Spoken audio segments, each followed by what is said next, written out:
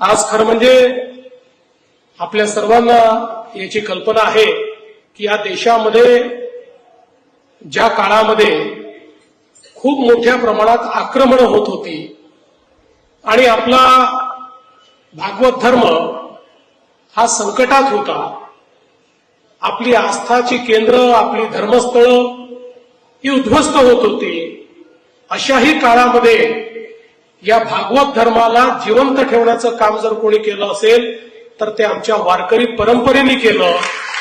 आमच्या संतांची जी मांदियाळी आहे त्या सर्व संतांनी खऱ्या अर्थानं या ठिकाणी भागवत धर्माला जिवंत ठेवण्याचं काम केलं. आणि म्हणून इतकी आक्रमणं झाली तरीही आपली संस्कृती, आपला धर्म आणि आपला विचार हा कोणीच संपवू शकला नाही, कारण हा चिरंतन होता, हा सनातन होता.